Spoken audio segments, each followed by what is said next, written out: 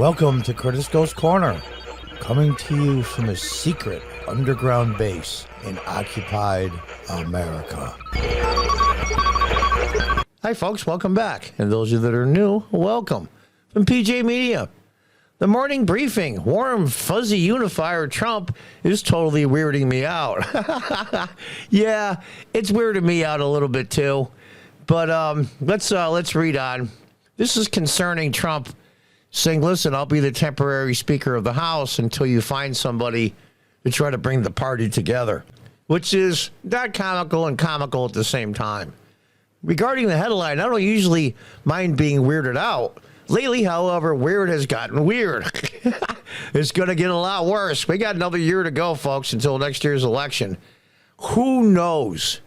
I don't have that much of a creative mind to try to figure out what the hell is going to happen next. There have been a lot of interesting things coming out of the Republican bizarro world lately. It gets rather entertaining after a while if you simply reject the idea of normal, which appears to have been killed by COVID. Now, Republicans are going through an internal struggle. As we all know, what went on with Speaker McCarthy, or former Speaker. The Democrats did the same thing, but they did it years ago when the progressive side, I call it the lunatic left, took over the party. They had their civil war. The old school Democrats, baby boomers like myself and others, were basically pushed out. Now it's the Republicans' turn. All parties go through this over time. I've written on many occasions what I truly believe that Donald Trump running for president now is not the same guy I enthusiastically voted for 3 years ago. Well, dear readers, I now have definitive proof. And this is tongue-in-cheek. He still supports Trump. This is about what Matt wrote about the possibility of Trump being Speaker of the House. There's no requirement of the House Speaker be a member of House of Representatives. Originally, Trump said he wasn't interested. No, I think that is something I wanted. I want people to bring it up. I brought it up all the time. It's not something I want to do, blah, blah, blah. However, Trump says he'd actually do it. There's a small catch. He'd accept the position temporarily with the goal of unifying the party while they deliberate on the selection of a permanent House Speaker. Yeah, it's amazing. That's probably if they go 2 or 3 votes and they can't decide on somebody, that's probably what's going to happen. The idea of Trump as a calming figure and a unifier of the angry bag of cats known as the House Republicans sounds like a pitch for a Saturday Night Fever skit. Does this mean that he's mellowing? Nobody wants that. America definitely doesn't need that. If only we could explain this away with Trump's drunkenness. But he's a legendary teetotaler. Trump's combativeness is the biggest selling point to me, and me as well. As long as you're combative to the bad guys. I'm not ready for him to put on a cardigan and relax into a fireside chat mode. As I wrote in the beginning of the year, I want him to go full scorched earth as he gets another shot at the White House, me included. And believe me, he will. Because he can't run again is one thing, and 2 is they've went too far. That's not going to happen if he trades in his Big Macs for a pipe and starts dispensing soothing wisdom. Not to worry, my friend. This is why they're so scared. This is why they're pushing so hard. They know what's going to happen if Trump wins. He will go all out against the deep state and the bad players in the DOJ, the FBI, and the CIA. Make no mistake. And social media as well as cable news. I will admit, though, the thought of Trump taking the gig and actually bringing the House Republicans together because his mere presence makes the Democrats apocalyptic is something I would dearly like to see. Granny Boxwine's reaction alone would be worth the price of admission. Leave it to the man who blew up American politics in 2016 to come up with something as outlandish as the idea they could be a party unifier after spending 10 months selecting his rabid true social fanboy hordes on anyone who wouldn't take a blood oath to support him. But there is a lot I think Trump can still pull off in politics. Bringing this group together isn't on that list. Now, he's talking about the Republicans. He is at war with when I say at war, he is Trump and the Trump followers and MAGA people, as they say, like myself, I'm a MAGA person.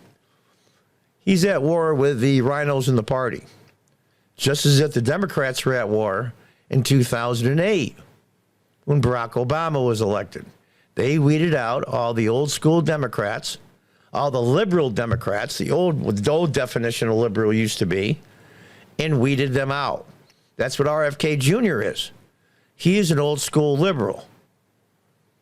You know, there's a lot of things that he believes in, but at least you could reason with those people and they were intelligent and try to articulate their position. The new radical left cannot. Same with the rhinos, a.k.a. the Uniparty. You can't deal with those either.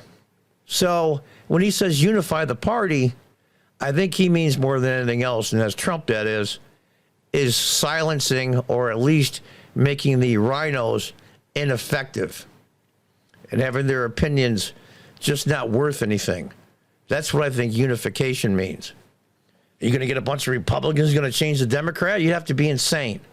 Now, I'm a former Democrat, local elected official in upstate New York in the early 2000s. I quit the Democrat Party 10 years ago. But should have quit it before that. But that's another story for another time. Unifying? Yeah, maybe just telling the Uniparty morons just to shut the F up? Probably. That to me is unifying as well. But it's just a little comedy here I thought you'd like. It's starting to weird me out as the author here. He's a pretty funny guy. But, yeah. You know, as crazy as it sounds, I remember the old video during the media luncheon that they have. What is it? The TV broadcasters annual dinner convention or whatever the hell you want to call it. And one of the speakers was Barack Obama. And sitting in the audience was then just old Donald Trump, not president. And Obama just ripped him a new one and embarrassed the hell out of him. And I remember seeing the video and I saw the look on Trump's face. And I thought to myself, this guy's pissed. He's finally going to run for president. All hell is going to break loose. And he's going to win. I believe that in my heart. And it happened.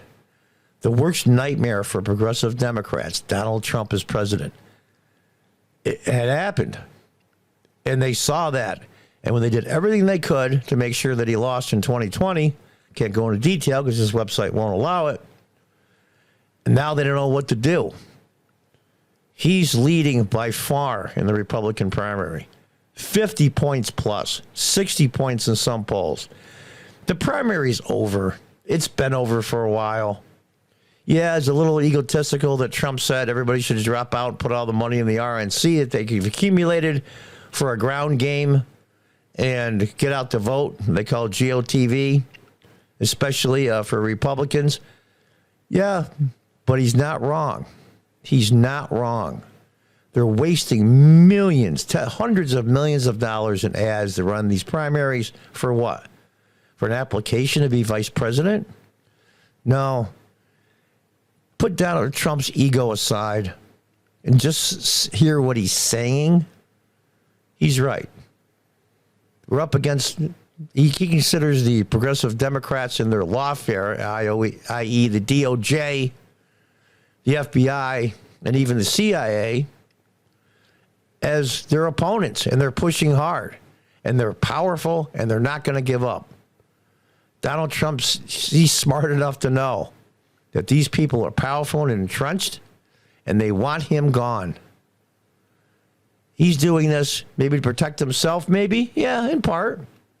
But I think unifying the Republican Party around Trump and stop with the infighting would be a serious blow to the progressive Democrats.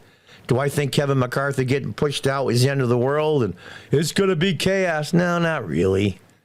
The Democrats don't care who the speaker is. Whoever it is going to be the same rhetoric. You hate poor people, you're racist, you're misogynist, you don't like this, you don't like trans people, you don't like gay people, bah, bah, bah, bah, bah. What's the adults in Charlie Brown? Wah, wah, wah, wah, wah, wah. It's going to be the same rhetoric no matter who the speaker is. So nothing's going to change.